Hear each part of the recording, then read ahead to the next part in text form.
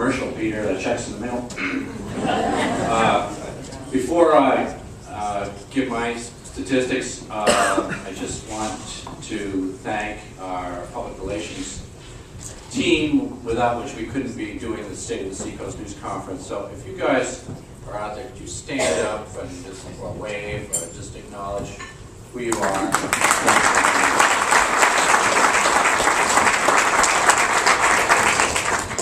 All right, my 20-minute presentation. No, if we can move on to the first slide.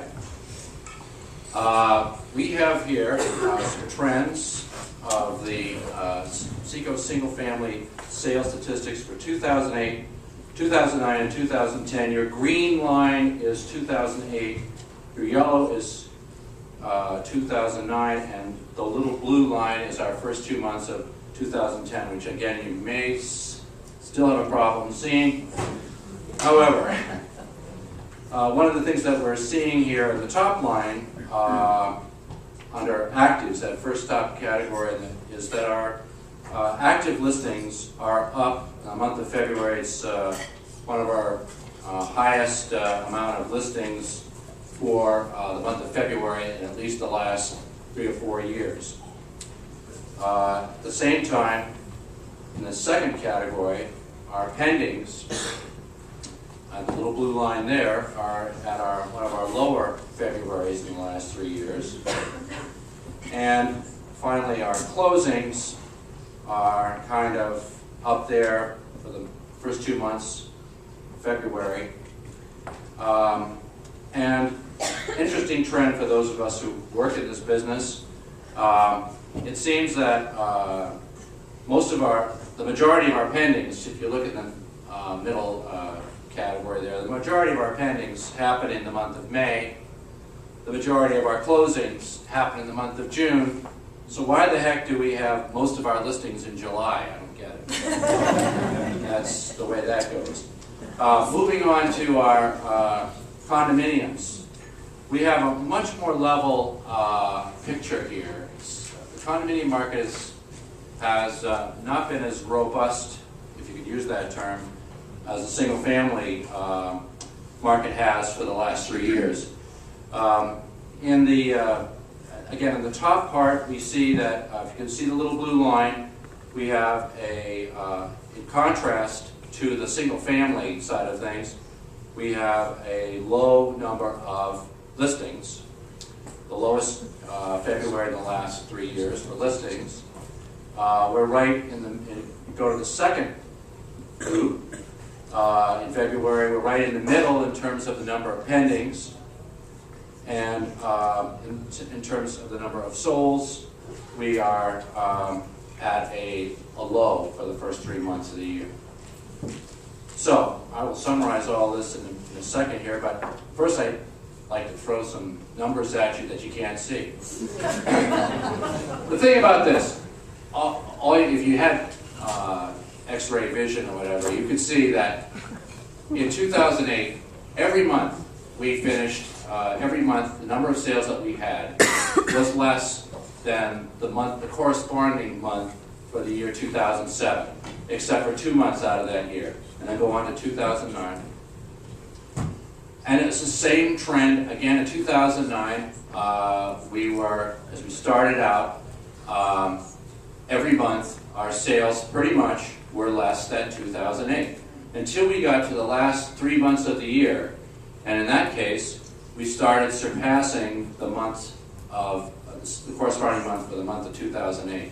And I think that is a clear evidence of the effect of the tax credit when you see that sales are exceeding the corresponding month for the year before for 3 months in a row. And then if you go on to 2010, you'll also see that, well, you can't see it, but I'll tell you what's up there. On the single-family side, the trend continues. We're now on a 5-month winning streak, where for 5 months in a row, we've exceeded the corresponding month for the year before in the number of sales for single-family homes.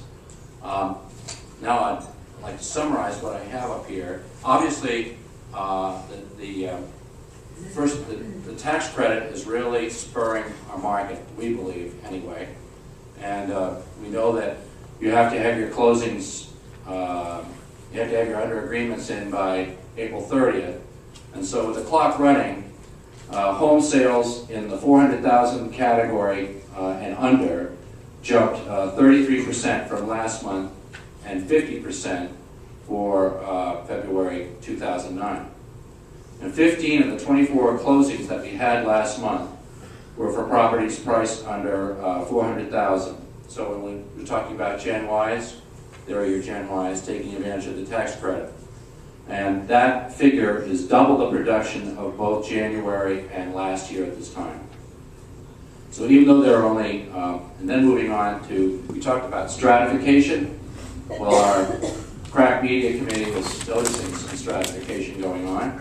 And part of that was that even though there were only 7 closings, again using your X-ray vision, even though there were only 7 closings in the 400,000 to 700,000 price category last month, that was still enough to register the best February for homes in this price range since at least 2007.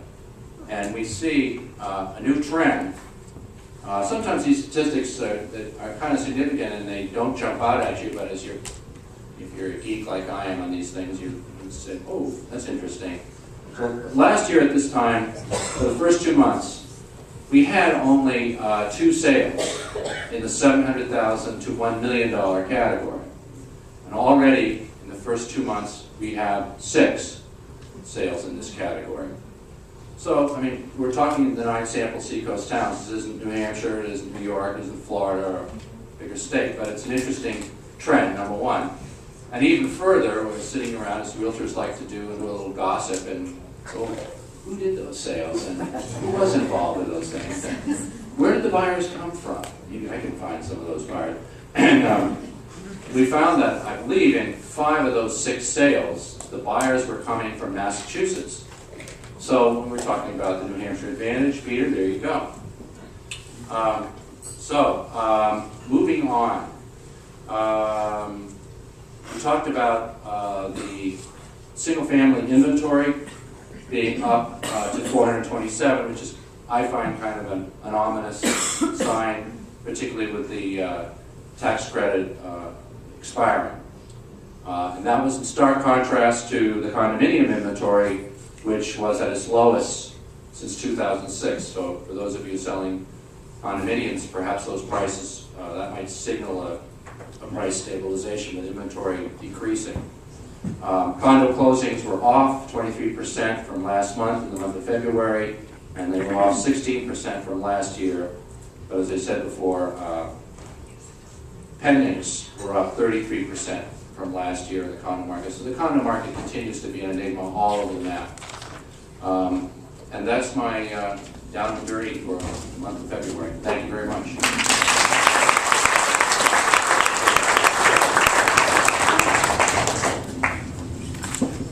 Thank you, John, and thanks to everyone on the panel here for speaking. I'm going to open it up now for questions. If you have a question, if you could raise your hand. Jeremy is going to be out on the floor. He's got a mic, he can mic you, and I'm going to pass this amongst our nice people up here. Also, did you leave? Dave Cummings was in the room. Where did he go? Right here. Oh, okay, Dave's in the room too. If we have any questions for Dave, we'll mail you to it too.